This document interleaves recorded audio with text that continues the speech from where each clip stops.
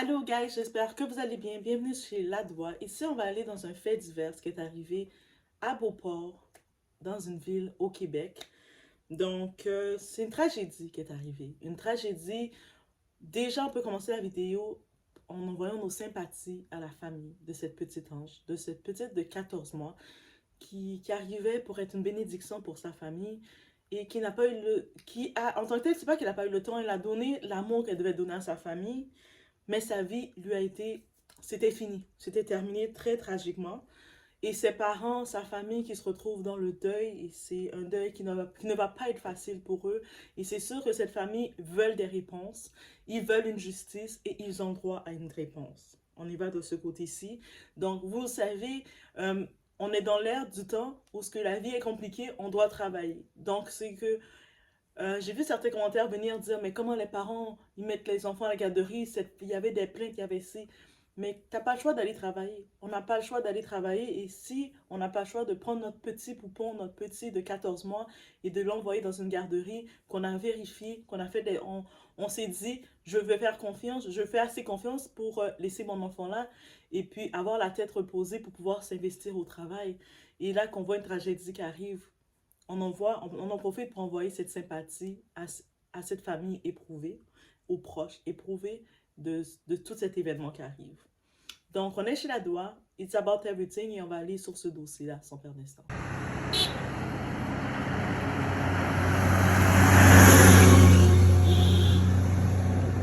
Ok, c'est bon, allez.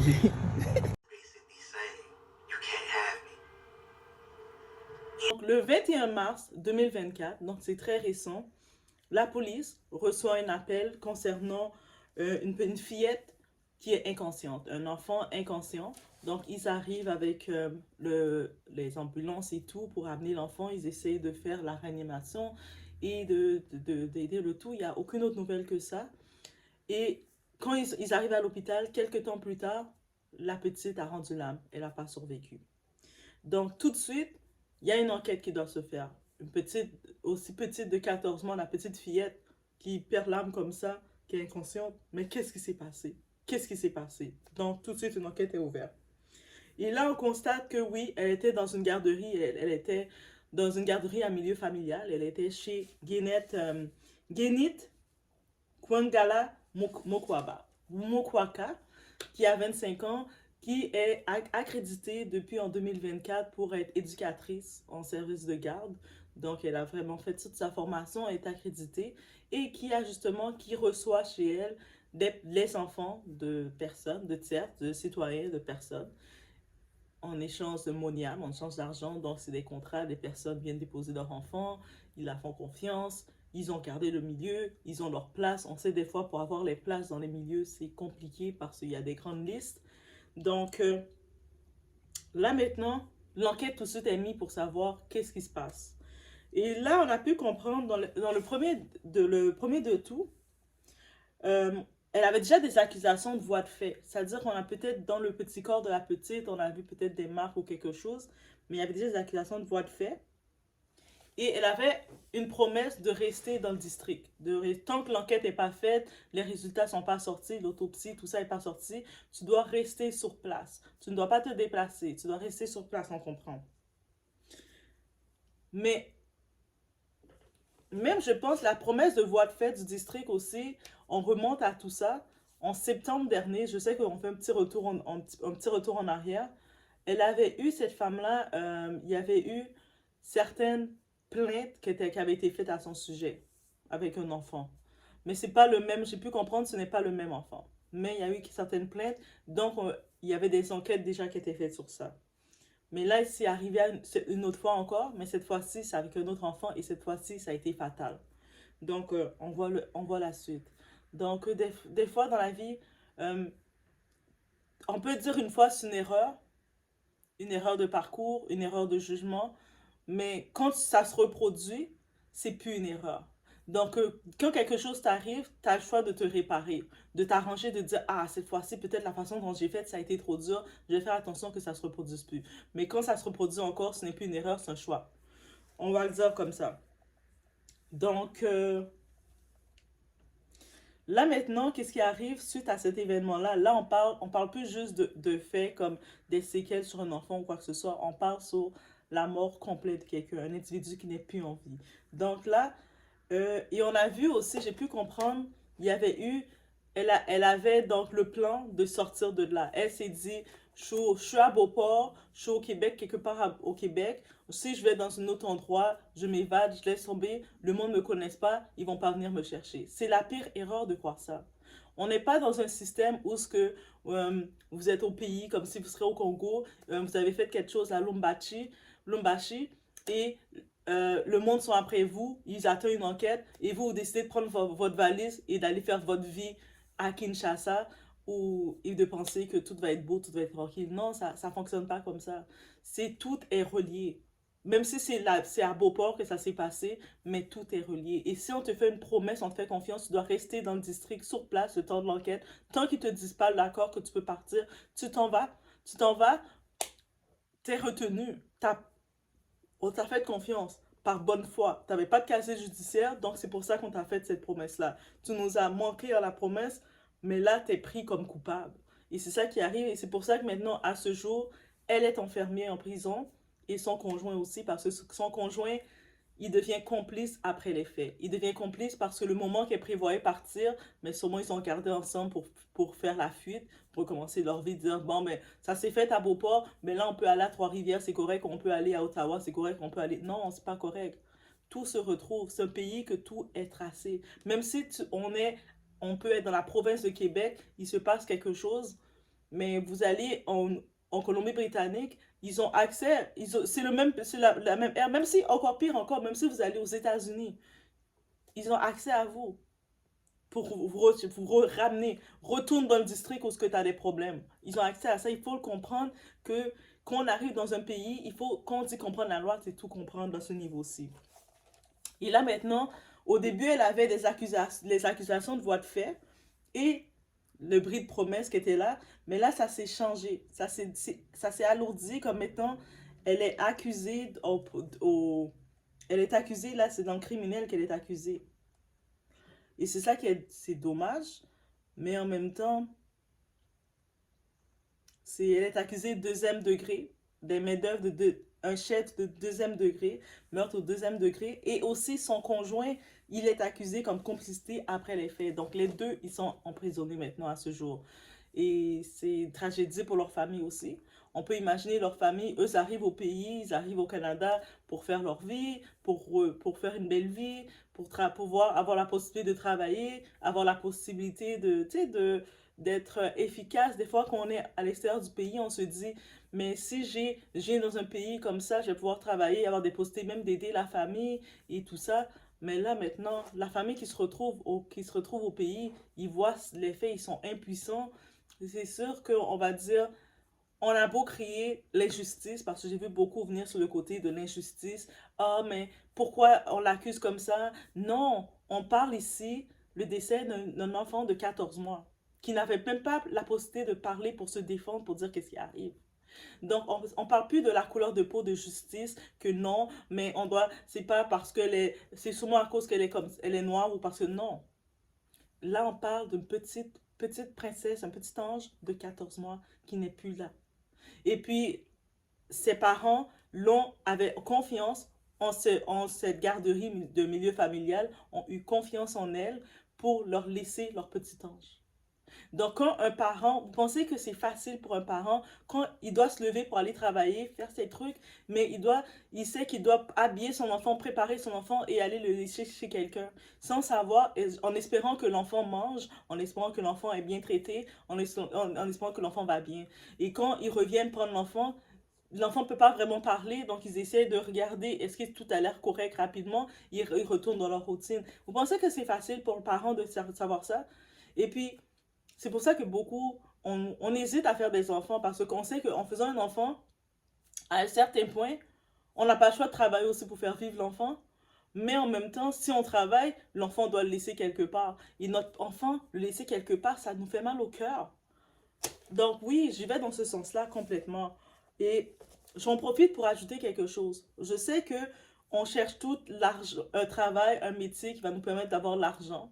Et puis je sais que le milieu familial, le milieu de service de garde, c'est un milieu qui peut te donner de l'argent quand tu as ta propre petite garderie. Même moi, je regardais un moment d'avoir cette petite business-là parce que même moi, c'est pas du côté argent, c'est du côté, je me dis toujours que les petits-enfants, c'est s'ils commencent à avoir une base, c'est comme ça que je voyais toujours le milieu de l'éducation. Je me disais d'avoir ma garderie, c'est déjà créer une mini petite académie avec les enfants que quand les parents viennent les mettre, créer un horaire, préparer des petits carnets, comme des carnets chaque semaine avec des bulletins pour dire comment la journée était, pour parler de leur évolution, parce que des fois, les parents, ils travaillent tout le temps, ils n'ont pas le temps de voir l'évolution de l'enfant, de dire, oh, cette semaine, ton enfant, il commence à reconnaître les couleurs. Tu sais, moi, c'est comme ça que je le vois, et je sais l'engagement que ça implique de faire ça. Que oui, on peut regarder le côté argent, tu peux faire de l'argent parce qu'il y a t'as des subventions, mais c'est pas tous les métiers, même qu'il faut regarder l'argent. Même, je dis, c'est pas tous les métiers. On doit arrêter de se mettre en tête de reprendre le métier que pour l'argent. Aussi simple. Je dis pas que c'était son intention, mais des fois, il faut regarder sa capacité à le faire. Ça veut dire que quand tu sais que tu vas travailler avec des petits êtres, tu es responsable d'enfants, tu es responsable même de personnes âgées à un certain niveau, ou tu es responsable de quelqu'un d'autre, il faut que tu aies chez toi cette capacité de le faire, cette tolérance, cette patience de te répéter. Il faut que tu aies la patience, que tu peux pas garder l'enfant d'autrui et le prendre d'une façon dure par la main. Non, tu peux pas faire ça. On peut pas faire ça. Peut-être au pays, il y a plus la culture de on doit, il faut discipliner un enfant pour discipliner une table, c'est correct. Mais quand tu arrives ici, moi là, j'ai grandi ici, ok, au Québec. Quand tu arrives au Québec, discipliner l'enfant, c'est pas avec des tapes ou des coups. Tu parles. Donc moi, j'ai grandi que on parlait, on me parlait, on dit, on parle, faut pas faire ça, faut pas faire ça. Et puis, même si tu le répètes 20 fois dans ta tête, parce que tu as besoin de comprendre 20 fois, parce qu'on a la tête dure qu'on est enfant certaines fois, moi, oui, j'avais la tête dure. Donc, c'est ça. C'est-à-dire qu'il faut que si tu décides de prendre enfant d'autrui, il faut que tu regardes l'éducation, comment ça fonctionne ici, dans l'endroit où tu es. Et donc, tu peux pas même si l'enfant, tu vas voir que des fois, il va sembler faire exprès de faire quelque chose. Oui, des fois, les enfants veulent vous provoquer. Mais est-ce que tu dois réagir avec violence? Non. Et dites-vous aussi qu'il y a des enfants sensibles, il y a des enfants que juste de les parler sur un temps, tu les fais la peine. Donc, il y a tout ça qu'il faut prendre en compte. Et puis en plus, dans la formation qu'elle a faite, elle a été accréditée, donc elle le sait. On parle de la psychologie de l'enfant, on parle du développement des enfants, on parle de la patience qu'il faut avoir avec un enfant. Et tout ça, en plus, il faut savoir que oui, l'enfant est avec nous pendant la journée quand les parents sont pas là. Donc, il reçoit une certaine formation avec nous, donc ils apprennent beaucoup de choses avec nous. Mais l'enfant aussi est avec ses parents, donc il a déjà la structure de son côté familial. Et quand il vient avec nous, on doit continuer de développer la structure. Donc, c'est sûr que il faut rattraper le tout et être structuré. Discipliner ne veut pas dire il y a des choses qu'on ne peut pas faire. Donc, à quel point que ça c'est arrivé qu'un enfant de 14 mois, il y a eu peut-être un qu'est-ce que tu fais, réveille-toi ou mange, que tu dois faire ça à un enfant. Je ne dis pas que c'est ça qu'elle a fait, mais s'il y a des accusations, elle était sur la garde de l'enfant, donc elle est responsable de l'enfant. Que l'enfant, peut-être, ça peut être complètement au hasard, accidentel, il y a eu son propre problème à lui, c'est possible. Mais tu étais quand même responsable de l'enfant. Parce qu'au moment qu'elle appelait les autorités, le 21 mars, l'enfant était inconscient. C'est-à-dire à quel moment que tu as un enfant à ta charge qui est inconscient et jusqu'au moment que tu te dis, oh là, je pense que ça devient grave. C'est-à-dire qu'à un moment, il y a eu un relâchement. Je peux comprendre aussi qu'on est service de garde, il y a d'autres enfants qu'on doit s'occuper. C'est pour ça qu'on dit toujours, chaque personne a un certain nombre d'enfants à avoir sur sa charge. Mais il y avait une plainte déjà contre elle, qu'il y avait un enfant qui avait été maltraité contre elle. Oui, on dit le terme. En septembre et quelques, il y avait, je ne sais pas si cet enfant était resté dans cette garderie ou les parents l'avaient retiré. Et suite à ça, il y avait des enquêtes qui étaient faites sur ça. Mais comme l'enfant n'avait pas eu le cas que cette fillette a eu, c'est juste une promesse, on fait une enquête, tu dois rester sur place. Et là, elle, au lieu de savoir il y a un bébé qui est enterré là. Comment je peux penser à fuir pour essayer d'aller refaire ma vie alors qu'on est en train d'enterrer un bébé? Il y a une famille qui veut des réponses. On ne peut pas penser à fuir, tu dois rester sur place et donner ta défense, te défendre.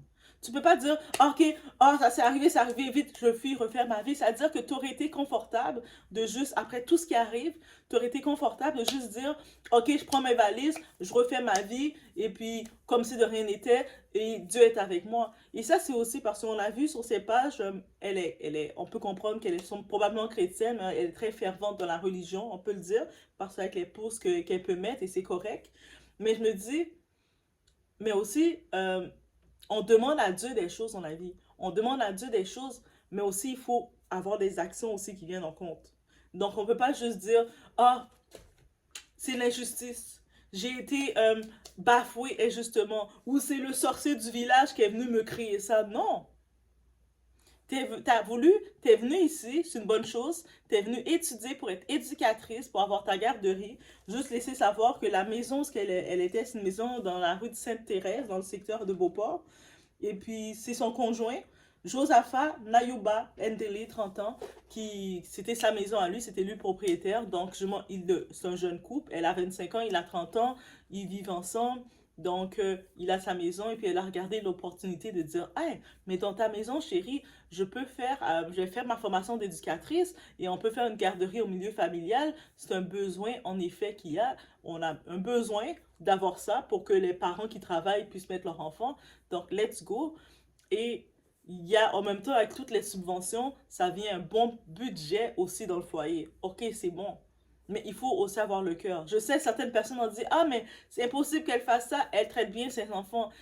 L'un n'empêche pas l'autre. Moi, actuellement, je vais vous dire, dans mon pays, on sait qu'il y a des parents qui ont des enfants, ils prennent les enfants d'autrui pour les maltraiter, on les appelle les reste avec. Ça reste avec nous en français, dans le terme français, mais ça veut dire c'est quoi? C'est que il y a des parents qui sont un peu financièrement moins stables et qui pensent qu'ils vont mettre leur enfant chez une tante ou quelqu'un des fois on appelle toutes les gens tante, tata est elle, tonton est elle, en pensant que la personne de bon cœur, elle a sa grande maison, elle va pouvoir accueillir leur enfant, mais il y a des personnes qui maltraitent ces enfants-là, qui les traitent, qui les mettent pas à l'école, qui les maltraitent de la pire façon. Donc, c'est pas à cause que quelqu'un a des enfants, veut dire que la personne a un bon cœur avec l'enfant d'autrui. Je voyais récemment une vidéo aussi, où sur les clips sur Internet, ça circulait, dans un restaurant, une maman assise avec ses enfants au restaurant, en train de bien manger, la bouche pleine, pleine de graisse autour de la bouche, bien manger. Et la petite fille qui était dans la maison avec eux, on peut comprendre que c'est sa tante parce que la fille, elle expliquait qu'elle était avec sa tante. On l'a fait s'asseoir de dos, prendre l'odeur de la nourriture, même pas rien, même pas un petit jus, un biscuit pour la donner. Et après, comment la mère, quand elle s'en allait, quand le monde commençait, un monsieur était venu dire, mais ce que tu fais, c'est pas normal. Et puis, elle commençait à tirer la fille, viens-toi, chose, à cause de toi, tu vois. Donc, ça veut dire que on enlève l'excuse que parce qu'elle est parent et qu'elle est mère, qu'elle a la bienveillance avec les enfants. Non. C'est des métiers comme ça, c'est beau. On peut penser à l'argent, dire que c'est beau, mais il faut avoir la vocation de le faire. Il faut avoir la patience, la tolérance de le faire. Si vous sentez que c'est pas fait pour vous, allez pas dedans. De la même façon, le domaine de la santé, infirmière, les préposés, c'est un gros métier très difficile. Ceux qui le font, je vous envoie toute l'énergie. Moi, je le sais que je pourrais pas le faire. J'aurais à un moment pas cette tolérance de le faire. Je regarde le métier d'infirmière, je dis, ah, that's beautiful. Ah, mais je sais que c'est pas les études que je pourrais pas faire. C'est d'être dedans à longueur de journée, je serais en train de souffrir. Un moment, j'aurais un moment d'impatience. J'aurais un moment d'impatience. Ça veut dire que je dis, ceux qui peuvent le faire, allez-y. Même si on peut dire, mais ça paye bien, doigt, ça paye bien. Tu peux y aller. Oui, ça paye bien. Mais je vais peut-être pas tout le temps avoir cette énergie de le faire et je vais peut-être pas être très efficace pour les gens qui ont besoin de mon service. Parce qu'on peut recevoir tout type de personnes. Et quand tu as l'amour du métier, tu es capable d'avoir une certaine tolérance pour qu'est-ce que tu vas recevoir. Donc, il faut arrêter de prendre le métier juste en pensant au business, en pensant à l'argent qu'on peut faire derrière. Parce que quand il y a les conséquences, on est responsable aussi des conséquences. Peu importe le métier qu'on fait. On fait un métier, on est responsable des conséquences. On fait le métier de coiffure. Vous êtes coiffeuse. Mais vous êtes responsable des conséquences. Ça veut dire que vous mettez un mauvais produit, vous faites quelque chose et puis vous brûlez le crâne de la personne va vous poursuivre. Vous êtes responsable. Même si vous dites, ah, mais là, je ne savais pas, tu es responsable. Tu devais avoir, la personne t'a confié sa tête, tu es responsable. Donc là, imagine que la personne t'amène son enfant, tu es responsable, tu ne peux pas prendre la fuite. Ça ne fonctionne pas comme ça ici. Depuis quand? Non. on t'a donné une promesse à dire, on a eu confiance en toi. On a dit, écoute, on fait des enquêtes, tu dois rester, promesse de rester là sur place. Tu peux pas aller te déplacer. Elle commençait à faire la fuite et, en parenthèse, j'ai cru entendre que sur son TikTok, elle parlait de sa fuite, elle parlait de quitter les lieux parce qu'elle avait des problèmes l'autre bord avant que ça expose de la situation. Parce que les événements ont eu lieu le 21 mars et le 3 avril, c'est là qu'elle et son conjoint se sont fait arrêter. Mais sur son TikTok, j'imagine qu'elle se défoulait, elle parlait et elle exposait les choses. Et le monde disait, ah oui, girl, va-t'en de là. Ah, des fois, le monde, quand ils vous donne des conseils, là, qui écoutez-les pas. Hein. Et puis, dites-vous, les réseaux sociaux, est-ce que vous êtes réellement dans un niveau absurde que vous pensez que quand vous allez sur les réseaux sociaux, tout est exposé? Vous pensez réellement que c'est vous seulement qui êtes là dans votre propre monde? Vous pensez qu'il n'y a pas des recruteurs, il n'y a pas les agents de la paix, il n'y a pas tout le monde qui sont là, qui vous observe? Surtout que vous êtes sur promesse. Vous êtes sur promesse de rester sur place. Vous venez sur les réseaux raconter votre plan d'évasion, raconter des choses, et le monde vous regarde faire ça, et puis vous pensez, même si vous parlez dans votre propre langue, même si vous décidez de ne pas parler en français ou en anglais, de parler dans une autre langue, vous pensez qu'il n'y a pas de services de traduction. C'est pour ça que le monde se font tellement prendre, et j'en profite d'ajouter avec ces histoires des réseaux sociaux, je pense qu'il y a un étudiant, il était avec son visa d'étudiant, il est rentré au Canada, et là, lui s'est mis comme conseiller. C'est pas mauvais de conseiller les gens, c'est pas ça le problème, mais commencer à donner plein d'astuces, plein de choses que c'est... On te dit, tu veux venir dans un pays, va sur le site officiel du pays et regarde que si toutes les informations sont là. Mais lui commençait, il en profitait, ouais, vas-y, voici tel truc, je vais vous envoyer tel truc. Il commençait à faire ça. Et là maintenant, qu'est-ce qu'il risque? On lui retire ses papiers. Tes papiers, c'était un privilège. Et si tu le prends pour faire ta business, pour décider qui que tu vas faire rentrer au pays, c'est pas toi qui vas décider qui tu vas faire rentrer. On te retire les papiers et on te déporte chez toi. Aussi simple que ça. Donc faites attention, ayez la vigilance de faire attention à qu'est-ce que vous exposez. Les réseaux, même si vous voulez prouver aux gens des choses, votre diplôme, vous n'avez pas besoin de montrer votre diplôme sur les réseaux, vous n'avez pas besoin de commencer à parler, raconter vos détails comme ça sur les réseaux. Même sur les réseaux, le monde, quand vous allez raconter, ils vont vous encourager, ils vont écrire des trucs, ils vont vous dire plein de conseils, plein de trucs. Ah, mais c'est pas sage. Tu te dis chrétienne, tu te dis croyante, va prier. Même dans la prière, on va pas te dire de fuir. Dans la prière, on va pas te dire, oh, il y a telle enquête qui est sur... De même, il y a une famille qui est en pleurs, qui est en deuil, et toi, tu prévois fuir. Pourquoi tu vas fuir? Non, tu vas rester sur place et tu vas montrer de... Tu vas rester sur place. Dans le jugement, on avait pu voir que elle avait la tête baissée. On peut imaginer avec tout ce qui est arrivé. 25 ans, le traumatisme, tu viens dans le pays pour travailler, tu as fini d'étudier comme éducatrice, tu commences à faire ta petite vie tranquille. Et Paul, ça arrive. C'est sûr que tu t'attendais pas à ça. Mais c'est la réalité. Tu voulais fuir, ça dure. Après tout ça qui arrive, tu voulais fuir d'ici et recommencer ta vie. Non, ça ne fonctionne pas comme ça. Et aussi, le conjoint. Le conjoint est aussi responsable. Et c'est ça, je vous dis. Des fois, dans nos erreurs, notre entourage direct, ils sont avec nous. Donc, le conjoint, il disait, ok, oui, on garde la fuite, on sort d'ici. Ah, il faut sauver. Mais on l'accuse maintenant comme complicité après les faits. À cause que elle avait une promesse de rester sur place, elle prévoit fuir, et puis lui, probablement, j'imagine qu'il l'aidait à prévoir sa fuite. Mais c'est ça. Vous pensez que la loi, là, c'est aussi, c'est quoi? C'est très strict. On peut pas, il y a pas de, on peut pas acheter la loi là. On peut pas dire ah non, mais moi je savais pas. Ah ça marche pas dans la loi. La question de je ne savais pas ne fonctionne pas. C'est pour ça que je vous dis toujours, on a accès à l'information. On ne peut pas venir devant le juge et dire je ne savais pas. On t'a donné une promesse de rester sur place. Comment tu dis que tu savais pas que de fuir, ça brisait ta promesse? Aussi simple que ça. Donc je vous laisse sur ce. Faites attention à vous. Réfléchissez à tous les facteurs qui arrivent. Tous les événements qui viennent, on peut le prendre comme leçon. Donc, on ne parle pas ici de questions que à cause qu'elle était noire ou pas noire, il y a un petit enfant de 14 mois qui n'est plus de ce monde. C'est ça seulement qu'on regarde. On regarde que il y a chaque action, il y a des conséquences, qu'on met comme deuxième degré. Donc, elle avait pas l'intention de créer, d'amener cette conséquence, mais ça a été fait. Donc, il y a un jugement qui doit être fait. Il y a une famille qui attend sa justice. Et ça, on ne peut pas non plus le regarder. Donc, faites attention au métier que vous décidez d'aller prendre. Ah, je vous dis, le métier que vous prenez, vous êtes responsable. Et vous ne comprenez pas la responsabilité que vous avez. Vous pensez que juste aller travailler, je travaille, je fais mon oseille, je travaille, et quand j'ai fini de travailler, eh bien, j'ai mon argent. J'ai mon argent et puis c'est tout, ma vie est terminée. On a quand même une responsabilité derrière tout ça. Quand on accepte l'argent, au-delà de donner notre temps, de donner notre énergie, on a aussi une responsabilité qui vient. Et là, quand on est conscient, c'est autre chose. En plus, sachant que notre métier, c'est de s'occuper d'enfants d'autrui, des personnes d'autrui, là. On s'occupe de d'autres personnes, d'individus. C'est une responsabilité, guys. Prenez-le sérieusement, la responsabilité. Donc, peut-être il y aurait des suivis de cet événement-là, mais je tenais à en parler parce que c'est sérieux. Et j'ai vu les commentaires venir en parlant de race. Ah, mais la façon dont elle est traitée, parce que... Non, c'est pas parce qu'elle est noire, c'est pas parce que quoi que ce soit. On parle ici de une petite de 14 mois qui ne respire plus, qui n'est plus de ce monde. On parle ici d'une famille qui est dans le deuil. C'est de ça qu'on parle. On parle ici qu'il y avait une promesse qui avait été faite face à cette personne. On avait dit, tu dois rester sur place, assumer les conséquences et attendre l'enquête jusqu'à temps qu'on te dise, c'est correct, ok, ça a été réglé.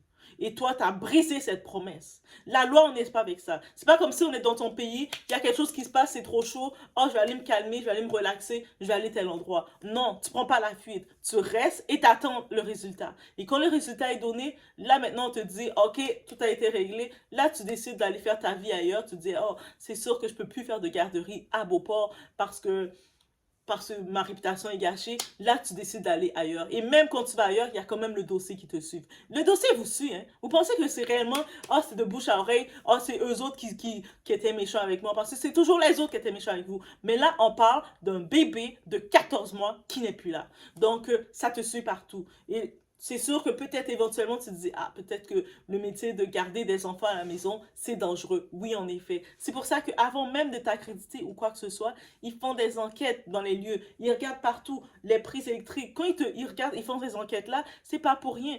Parce qu'ils savent que la responsabilité que ça implique. Ils vont regarder les prises, est-ce que c'est correct? Est-ce que les pièces que les enfants ont accès, c'est correct? Est-ce que tout est correct? Ils regardent tout ça. Même le son, ils regardent, est-ce que le son va être bien propagé, va être correct? Est-ce que la température ambiante est correcte? Ah, ils regardent tout. Ils demandent même le menu, qu'est-ce que tu prévois donner aux enfants? C'est pas pour rien qu'ils demandent tout ça. C'est pas pour rien qu'ils ont des exigences, parce qu'ils savent la responsabilité. Quand vous pensez qu'on vous donne des exigences, on fait la liste de tout ce qu'on veut, vous pensez que c'est juste comme, ah, eux autres, ils demandent juste ça pour demander. Non, parce qu'ils savent la responsabilité que ça vient avec. Peu importe le domaine qu'on est, on a des responsabilités aussi qu'on doit donner, assurer. C'est-à-dire que je travaillerais dans un milieu qui serait bancaire, par exemple. Il y a des gens qui vont venir me voir avec leur argent, avec leur placement et tout ça. J'ai une responsabilité envers eux. Si je commence à les placer dans n'importe quel domaine, dans n'importe quoi, les faire perdre tout leur argent, les mettre tous les risques possibles ou les faire aller faire n'importe quoi, ils vont pouvoir porter plainte contre moi aussi, dire, hé, toi là, tu m'as mal conseillé. Les conseillers là, financiers, vous pensez qu'ils n'ont pas une responsabilité? Ils ont des grosses responsabilités aussi. Parce que même s'ils donnent un conseil jugé pour eux-mêmes, ils se disent ça a l'air bon, et puis finalement c'était pas bon, mais la personne peut se retourner contre eux et dire j'ai été conseillé par telle personne qui devait avoir, qui avait les accréditations pour me conseiller, il m'a mal conseillé. Et puis vous pouvez perdre la plainte. Ils peuvent gagner la plainte contre vous, vous devez les dédommager. Imaginez, vous êtes à l'hôpital, vous êtes fatigué, c'est pour ça que même dans ces emplois-là, par exemple à l'hôpital, ils demandent un certain temps que vous devez vous reposer. Je sais, certaines personnes, ils en profitent, surtout dans les agences, ils en profitent, j'en profite de le dire, ils en profitent de faire de l'overtime ailleurs, ils prennent pas leur journée de congé, et quand ils arrivent au travail, ils sont fatigués, ils sont épuisés, et puis ils commencent à faire plein d'erreurs de débutants. Mais ça, c'est votre responsabilité. Il arrive quelque chose, il y a beaucoup de cas qui est arrivé de personnes qui étaient overbookées parce qu'ils voulaient trop travailler pour faire trop d'argent rapidement, et puis là, ils ont fait des erreurs, mais ils sont responsables. Après, tu peux pas dire, oh, mais je savais pas, j'ai pas vu, j'étais fatigué. T'étais pas supposé être fatigué, on t'a donné tes sorts de congé, c'est pour te reposer. Bref, je vous laisse sur ce, faites attention à vous. On se voit aux prochaines vidéos.